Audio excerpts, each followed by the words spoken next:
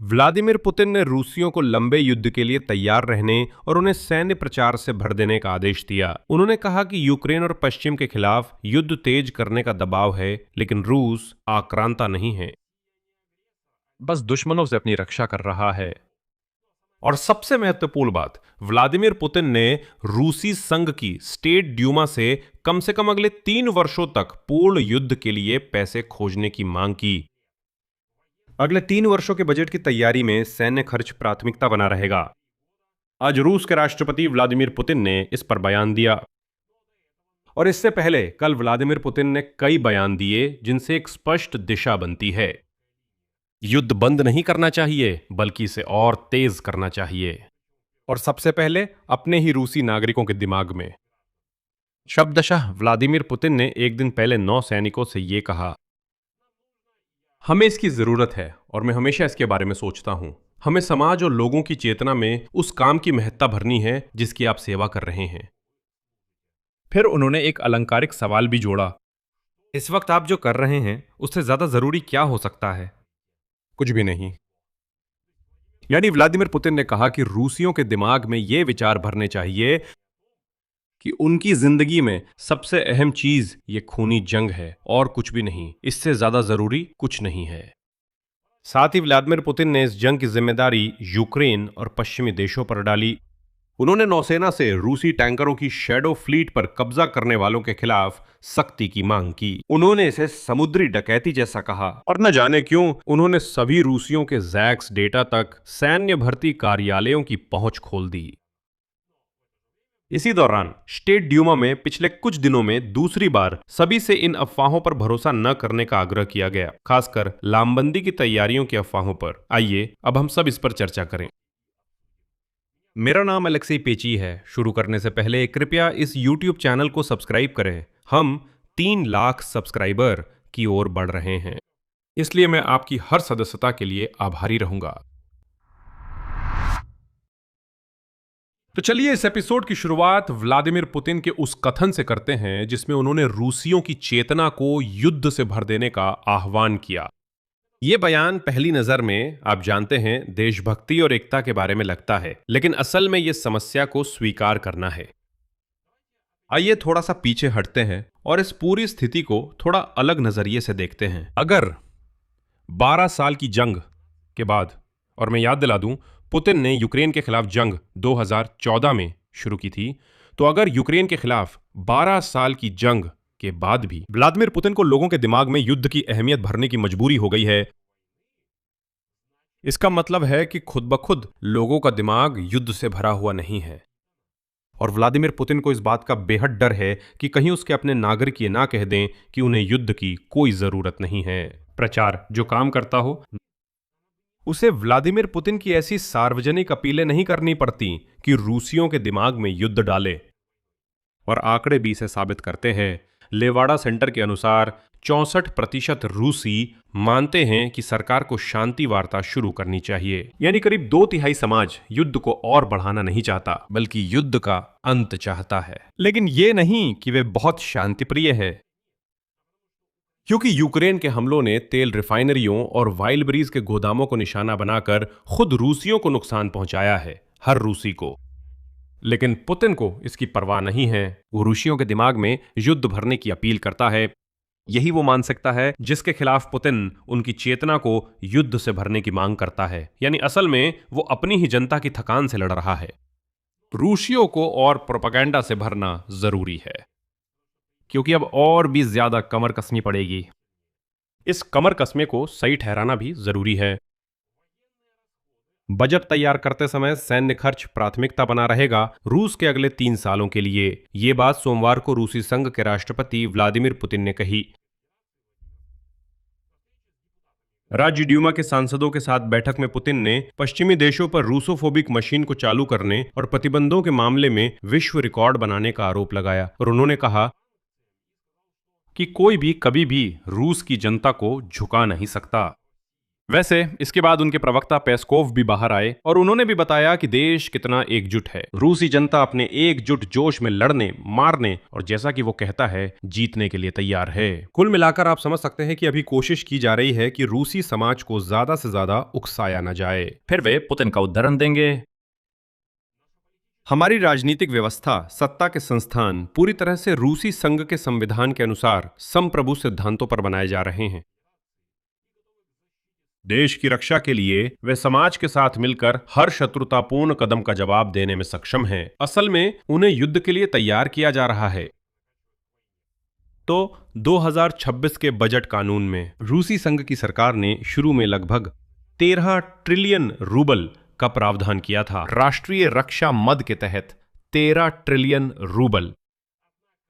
हालांकि वास्तव में आज की तारीख में सैन्य बजट का अनुमान योजना से 5 ट्रिलियन रूबल अधिक है। रूसी वित्त मंत्रालय नागरिक खर्चों में कटौती की तैयारी कर रहा है और 2 से 3 ट्रिलियन रूबल का अतिरिक्त कर्ज लेना चाहता है।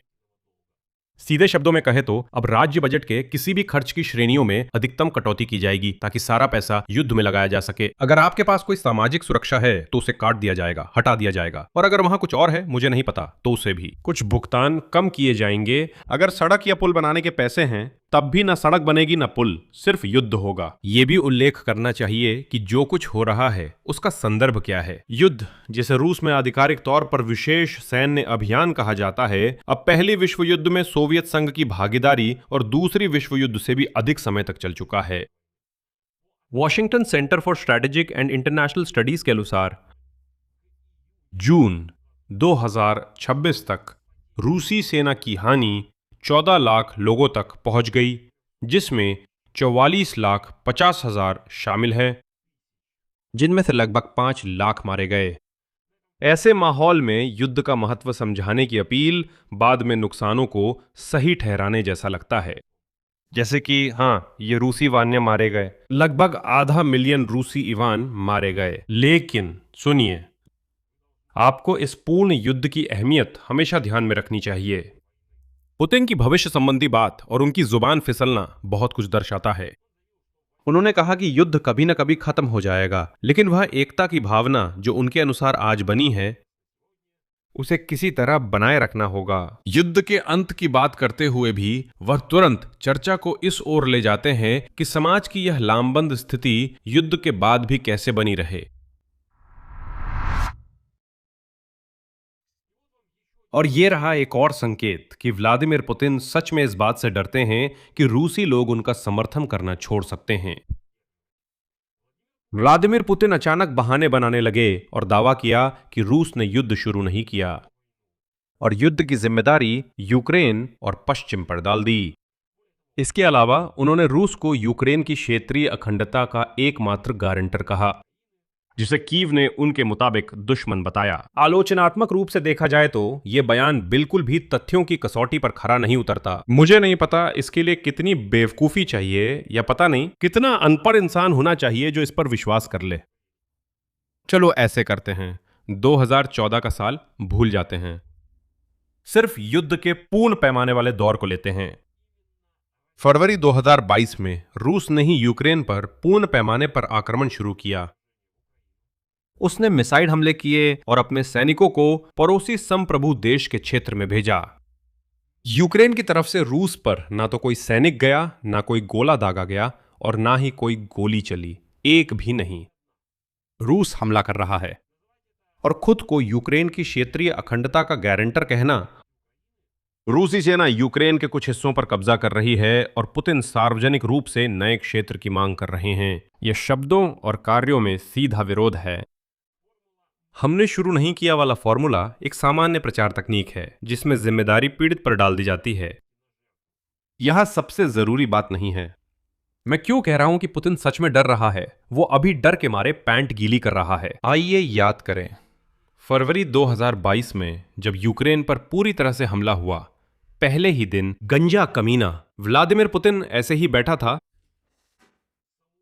आत्मविश्वास के साथ कुर्सी पर बैठा था और कह रहा था कि मैं व्यक्तिगत रूप से विशेष सैन्य अभियान की घोषणा करता हूं।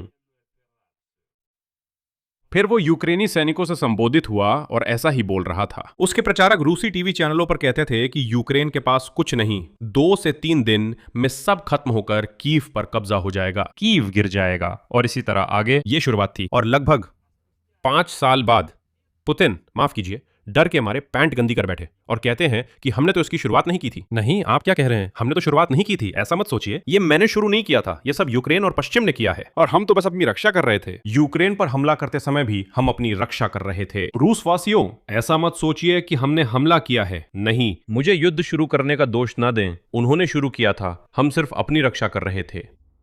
मतलब इन रूसी बेवकूफों को इस बकवास से भर दिया गया था। बस कितने कम से कम 2 दशक से, जब से पुतिन सत्ता में हैं, नाटो हमला करेगा। लेकिन पहले हमला रूस ने ही किया।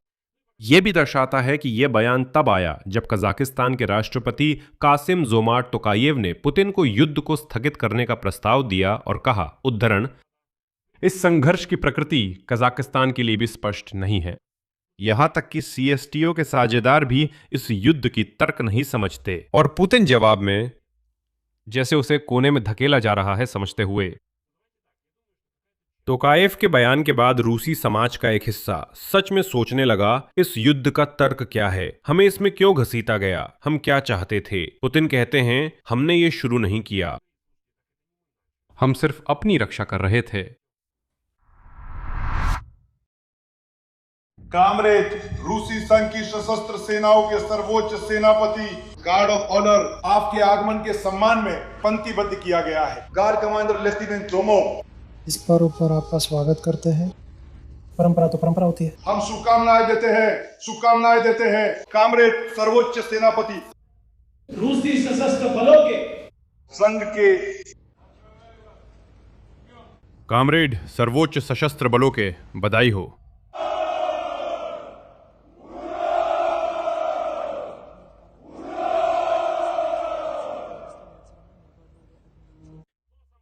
लेकिन सबसे मजेदार बात यह है कि व्लादिमीर पुतिन और सभी रूसी नागरिकों ने रूसी नौसेना दिवस कैसे मनाया, किसी एक आंगन में जहां एक बड़े बैनर पर जहाज बना हुआ था।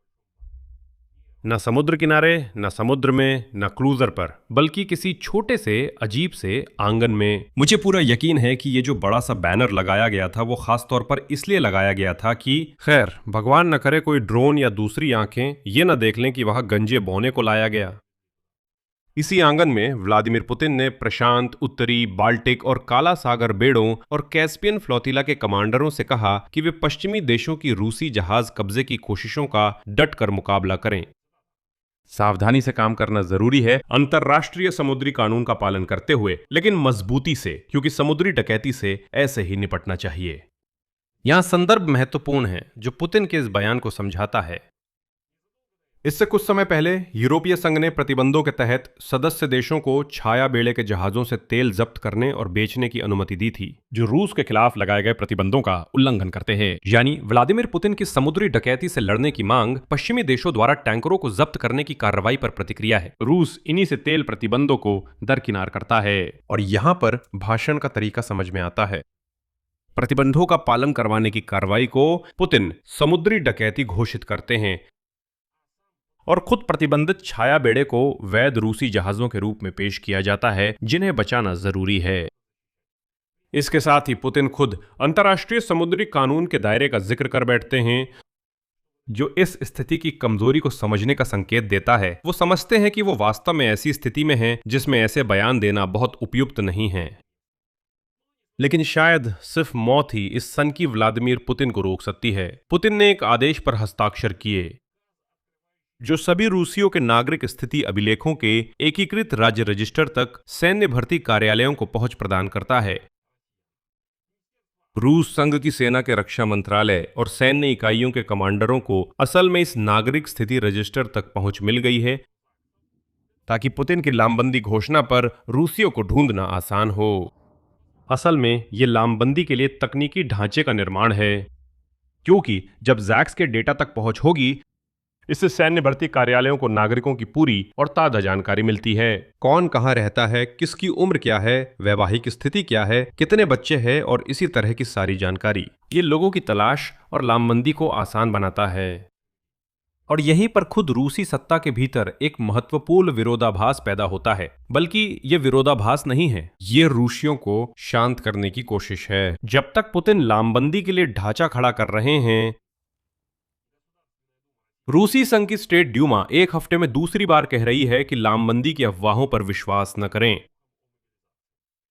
गोजड्यूमा की रक्षा समिति के प्रमुख आंद्रेई कार्तोपोलोव ने कहा कि नई लामबंदी की कोई जरूरत ही नहीं है और इन सारी अफवाहों को जेलेंस्की से जोड़ा, वो भी बेहद अपमानजनक अंदाज में। आगे उनकी टिप्पणी है, मैंने सुना है जेलेंस्की ने कुछ कहा था, मैं इसे शायद इससे जोड़ सकता हूं, सप्ताहांत में अधिक ले ली थी। मैंने ये कार्तोपोलोव का उद्धरण सिर्फ इसलिए दिया ताकि आप समझ सकें कि रूसी सत्ता में भी किस तरह के गवार लोग बैठे हैं। देखिए, ये तो सांसद है, ये सत्ता है, ये किसी तरह की अभिजात्य वर्ग है, देश की राजनीतिक अभिजात्य वर्ग। और ये जो देश की राजनीतिक अभिजात्य वर्ग है, वो मानती है कि किसी दूसरे देश के नेता पर ऐसा कहना चतुराई है, चाहे तुम उससे नफरत ही क्यों ना करो। वो वहां नशेड़ी है, ज्यादा डोज ले ली है आदि। और इससे पहले 24 जुलाई को गोजदूमा की रक्षा समिति के एक और सदस्य आंद्रे कोलेस्निक ने भरोसा दिलाया था कि जबरन सामूहिक भर्ती नहीं होगी। मजेदार है ना? अच्छा, अगर सच में आपके यहां कुछ भी योजना नहीं बन रही है तो यूं कहें, तो फिर आप सबको ये क्यों समझाने की इतनी कोशिश कर रहे हैं कि ये सब सिर्फ अफवाहें हैं? ये रहा एक और दिलचस्प पहलू। सेंट पीटर्सबर्ग ने सुरक्षा बलों को शॉपिंग मॉल्स में छापे मारने का आदेश दिया गया है ताकि वे उद्धरण कट्टरपंथी सोच वाले युवाओं की पहचान कर सकें। इन युवाओं की पहचान उनके कपड़ों और एक्सेसरीज से होगी, उद्धरण जो अनौपचारिक असामाजिक समूहों से संबंधित हैं। युद्ध के महत्व को बढ़ाने और लामबंदी आधार तैयार करने की चर्चाओं के बीच ये उसी प्रक्रिया का हिस्सा लगता है, यानी समाज के संभावित असंतुष्ट हिस्से पर नियंत्रण, सबसे पहले युवाओं पर। यह युद्ध अध्ययन संस्थान के पहले के आंकड़ों से भी मेल खाता है कि क्रेमलिन लामबंदी की घोषणा के बीच संभावित नागरिक अशांति के लिए भी तैयारी कर रहा है। नतीजा, व्लादिमीर पुतिन के नौसेना दिवस पर दिए गए बयान एक समग्र और आंतरिक रूप से विरोधाभासी तस्वीर पेश करते हैं। एक ओर, जैसा कि उन्होंने कहा, रूसी समाज की चेतना में युद्ध के महत्व को भरने की मांग है। इस युद्ध की शुरुआत की जिम्मेदारी से इनकार, जीत का वादा और तेल टैंकरों के छाया बेड़े की दृढ़ता से रक्षा करने का आह्वान।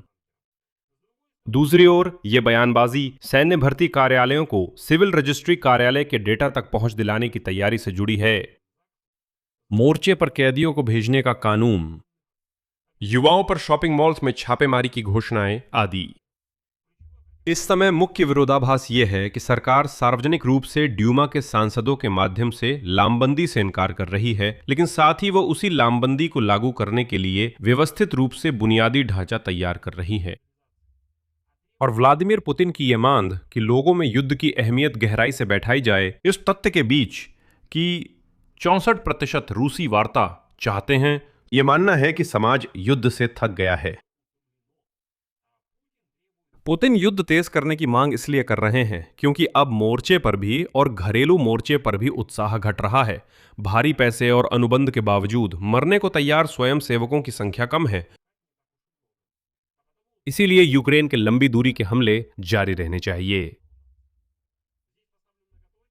यहां मैं विराम लेता हूं। अपनी राय नीचे कमेंट करें, चैनल सब्सक्राइब करें, बेल आइकन दबाएं और लाइक करें। अगर आप इस YouTube चैनल के काम को सपोर्ट करना चाहते हैं तो मैं इसके लिए आपका आभारी रहूंगा। आप वीडियो के डिस्क्रिप्शन में दिए गए लिंक और डिटेल्स के जरिए किसी भी डोनेशन से ऐसा कर सकते हैं। यही सब है, ध्यान रखना। सबको अलविदा।